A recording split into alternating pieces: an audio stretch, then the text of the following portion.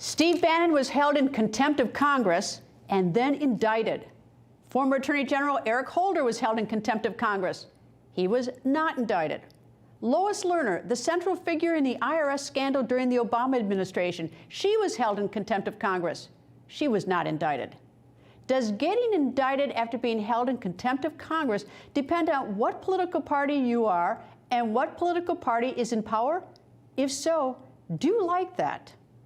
Former Democratic Congresswoman from Hawaii, Tulsi Gabbard, joins me. Good evening, Congresswoman, and tell me your thoughts on this whole process of contempt of Congress and getting indicted. Who gets it and who doesn't? Well, this is the problem, is this is just the latest example of how our Department of Justice is being weaponized as a political hit squad to go after the political opponents of the powers that be that are in charge.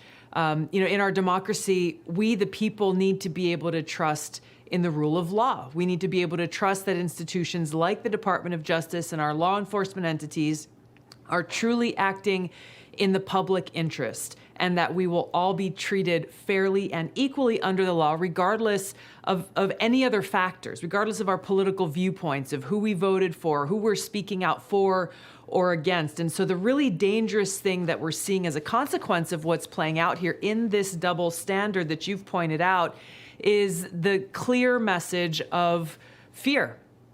That if you speak out against us, if you're an opponent of the powers that be, then the Department of Justice can go after you and charge you and prosecute you. However, if you are on the other team, if you are in agreement with or liked by those in power, then we're going to treat you kindly, or you'll get off the hook, and you won't be treated in the same way that your political opponents will be. This is the telltale sign of an authoritarian regime and directly undermines our democracy. That is really what's at the core of what's wrong here.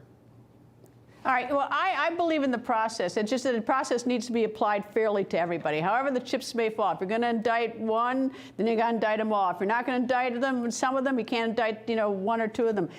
There's also the issue, and I know that you've pointed this out, there have been people who have lied before Congress, like Brennan and Clapper, yes. Former people high in the intel, and they got a pass. One got to say it was a mistake or something, but is that the rules of when you testify under oath and sort of like who gets it, who doesn't, it seems a little bit uneven.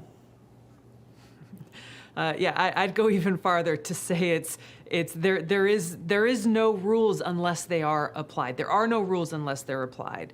When you look at James Clapper, for example, he directly lied under oath while testifying before the U.S. Senate about the fact that the NSA, when questioned about the NSA's mass collection program, saying, is the NSA collecting mass data on millions of Americans across the country? He said no. There were never any consequences for that. To my knowledge, he's never apologized for it. And when you look at James Clapper, you look at John Brennan as head of the CIA and how they were illegally spying on Senate staffers, how they were, hacking essentially so that they could read whistleblowers' emails. In these different examples, nothing happened to them. Not only did nothing happen to them, they kept their jobs, they continued on, and now you can see them on television almost every day of the week being touted as these great experts that the country should be listening to on matters of national security and intelligence. It's mind-blowing to see this double standard at play. And again, the more serious issue is how directly this threatens and undermines our democracy and the faith that we need to have in these public institutions and public officials.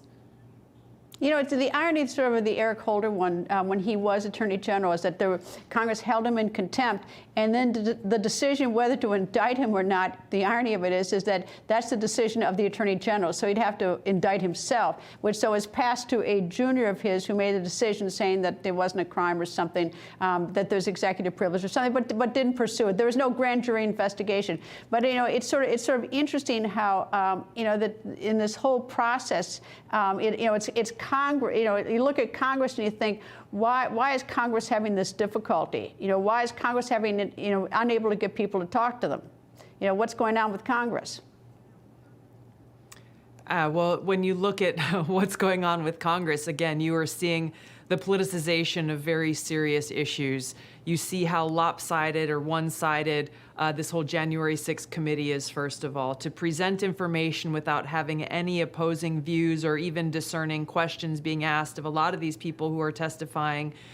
There's no surprise here to see how one-sided the outcome is becoming and the response that people are having. That's one example of many, unfortunately, where Congress is more driven by who can be in power and stay in power and go after political opponents than they are actually concerned about presenting the truth, passing legislation that serves the best interests of the people in the country. Who actually makes these decisions on whether they should issue a subpoena and seek contempt? Would that be the chairman of a committee, or is that done by the Speaker of the House, Nancy Pelosi? Who's running this? I mean, well, ultimately, everybody who's served in Congress knows that nothing happens in the Democratic side of the House without Nancy Pelosi's go-ahead. If you look on the paper, it says that it is up to the chairman of the committee to make that decision, but Nancy Pelosi is the Speaker of the House, and nothing happens without her green light. Congresswoman Tulsi Gabbard, thank you very much for joining me. Thank you, Greta. Hey guys, it's Rob Carson. I want to tell you about the Patriot Gold Group, but first, let me tell you that the S&P has already lost $8.2 trillion in 2022. Did you know that? Peak inflation is not even hit despite the Fed rate hikes on groceries, on gas. You know it as well as I do. Morgan Stanley and Goldman Sachs are warning of another 20% drop. Inflation is winning in a knockout right now. The Fed is going to raise rates again at the end of July. Meanwhile, Goldman, Wells Fargo, and Bloomberg are all forecasting gold to surpass all-time highs. If you want to invest in gold, call 888-936-2373 now. Call the Patriot Gold Group today and ask about their no-fee-for-life IRA. Sounds like a good deal, don't it?